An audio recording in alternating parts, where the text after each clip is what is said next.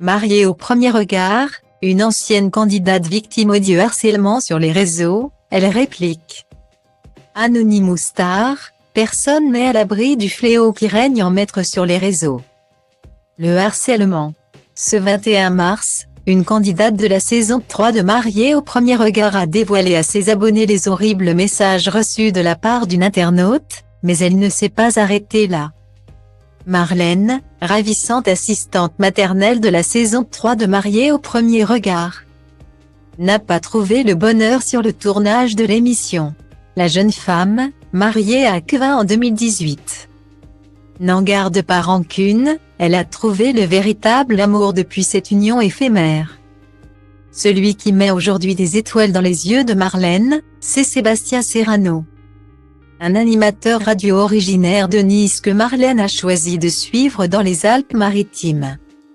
Les tourtereaux ont récemment franchi une étape très importante dans leur relation et ont accueilli le 31 mai dernier un petit garçon. Pendant toute sa grossesse, la jeune femme avait gardé le secret de son prénom. Le surnommant simplement Baby S le 2 juin, elle a enfin tout révélé à sa communauté. Bienvenue dans nos vies Sandro. Merci de nous offrir un aussi beau cadeau et de nous permettre d'agrandir notre famille. Guillemets. Depuis la naissance de leur fils, Marlène et Sébastien vivent sur un petit nuage. La jeune femme a toutefois veillé à ne pas faire prendre des vessies pour des lanternes aux futures mamans qui la suivent. Et n'a pas hésité à dévoiler comment la naissance de son fils s'était inscrite à jamais dans sa chair. Pas de culpabilité ni de honte, juste un corps épanoui et imparfait, mais assez fort pour donner la vie. Point. Un message fort qui avait séduit la toile. Certains toutefois demeurent insensibles au sujet. Récemment Marlène a pu voir fleurir d'horribles commentaires sous ses publications. Des mots moqueurs lui indiquant qu'elle avait grave grossi, qu'elle ferait bien de se mettre au sport.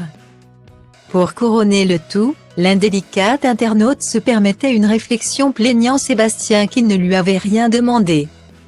Mon pauvre, indiquait-elle en légende d'un cliché de Marlène. Des messages insultants et odieux que Marlène a fini par exposer parce que ce genre de code mérite d'être dénoncé, a-t-elle déclaré, livrant un échantillon des talents de l'internaute. J'hésite entre méchanceté gratuite et harcèlement, a-t-elle continué.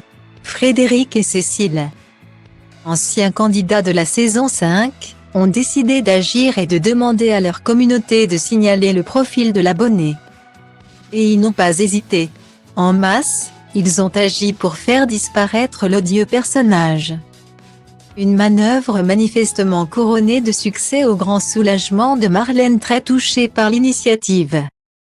La fin de l'immunité pour les harceleurs,